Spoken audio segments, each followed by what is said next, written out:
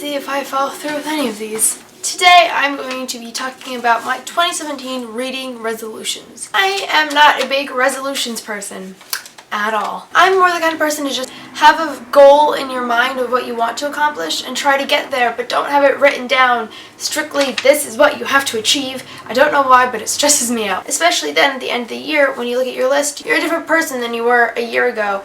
And not even that, it just feels terrible when you don't complete all your resolutions. So I've never really done that. But I really like the sound of reading resolutions. I thought that was really cool and fun and interesting. So I wrote some down. I feel like these aren't that hard. Read X amount of books a week. Do X amount of videos.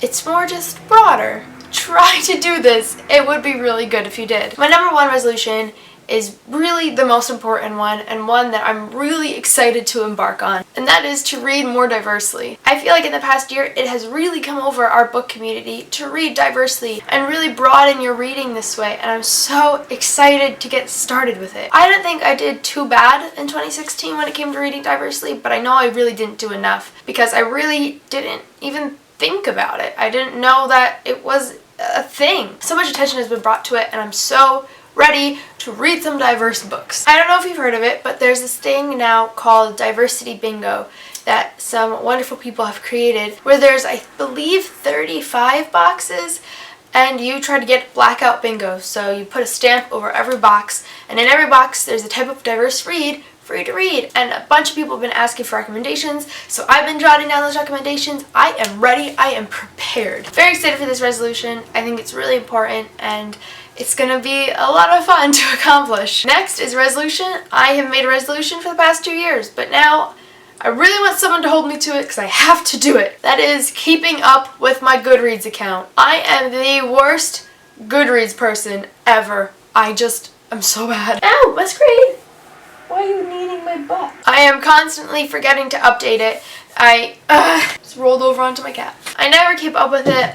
I never go on it to say what book I want to read or if I finished a book, but Goodreads just seems like so much fun and everyone's always on it and they know what they're doing and I just don't. So along with actually keeping up with Goodreads, I want to learn more about it because even though I've had it for like 3 years now, I still have basically no idea how it works. I joined a group last year to try to get more into it, but it just got stressful getting notifications for all these messages about books that I haven't read because I didn't engage the group. This year, I'm keeping up with my Goodreads. My third resolution is one that I probably won't stick to like I need to, which is to actually film videos consistently. I go for long gaps of time in between videos, and I don't know why. Recently, it was because of my technology. My laptop wasn't working at all, so that took a very long time to fix. Now, I have all my equipment, knock on wood, that it's all working correctly, so I can actually upload videos, and I'm very excited to, because it's a lot of fun. Another resolution of mine is to keep reading outside of my comfort zone. This year, one of my biggest building blocks was to read books that I wouldn't normally pick up or ones that weren't directly recommended to me. Just things I saw, thought sounded cool, and picked up. This all started with Tell the Wolves I'm Home by Carol Rifka Brunt, which I picked up in Costco just because I thought the cover was cool. The summary didn't really intrigue me, but I still read it, and oh my god, I am so in love with that book. I have a spoiler-free review up of it if you would like to see it, but it was just absolutely amazing, and it really pushed me to keep reading books that I just wouldn't normally pick up. And something that goes along with that is reading nonfiction.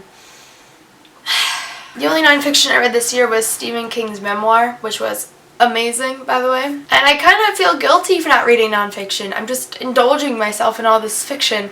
I need to read about real things that are real. I don't know what else to say. Nonfiction is already boring. This year, I'd also really like to be more interactive on BookTube. I want to talk to more people. I want to get more involved in things because I've kind of just stuck to my little corner for the past 2 years.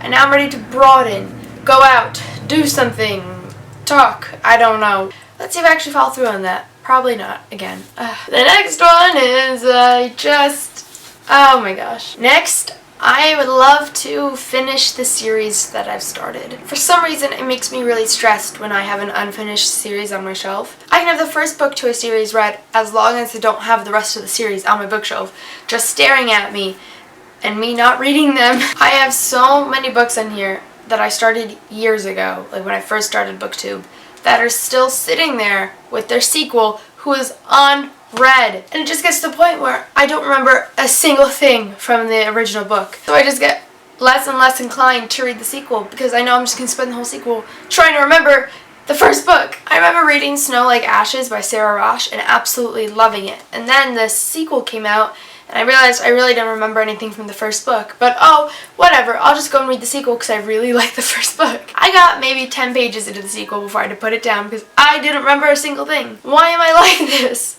So I would really like this year to finish the started series that are on my shelf that are bothering me. Get it over with. Get them out of the way. Read them. And going along with that, I have to stop putting books down in the middle of them because that also stresses me out. I have a 100-page rule where basically if I'm reading a book I don't like, I have to reach 100 pages and make it past that point before I let myself put it down, giving the book enough time to settle and kind of find its footing. I have put down a few too many books this year. And I know this is all a matter of perspective of this is a hobby. Read what you like. If you don't like the book, don't waste your time reading it. And I completely agree with that. However, it just bothers me knowing I have a half-read book on my shelf. I don't know how well I'll complete this one.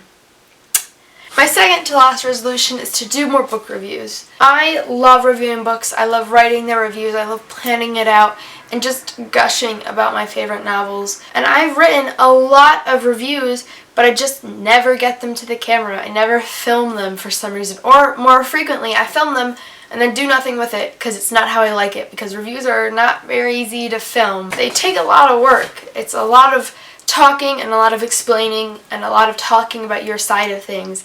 But that's also really fun. It's just hard work. So this year I want to stop doing that. I want to write reviews and then I want to talk about them and I want to get feedback and I want to talk to people about books. Books are the best thing to talk about. And lastly, this kind of contradicts what I said in the beginning about not having strict resolutions, but this one's kind of strict. I really want to read at least 2 classics a month. And this year I watched Gilmore Girls, and if you've watched it, you know, even if you haven't watched it, you probably know, that Rory, one of the main characters, that's a car alarm. Rory is a huge reader, but she reads a lot of classics. And it made me feel really guilty because I'm also a huge reader, but I don't read that many classics. So I started reading more, and I do like them. I don't know why I don't pick them up, because I do like them. And this year, I want to read at least 2 a month. I want to know what people are talking about when they reference these books, because I'm a reader. I love referencing books, but I want to reference ones that everyone knows, and those are the classics. I just want to better myself as a reader as well, and I feel like classics can really help you with that. So that's the car alarm again. Those are my 9 2017 reader resolutions. I don't know if this video was a bit boring or not. I hope the latter. I'm really excited to embark on these resolutions and to really start working towards them, and I really think I'll do good, knock on wood. So, thank you so much for watching, and I will see you next time. Bye!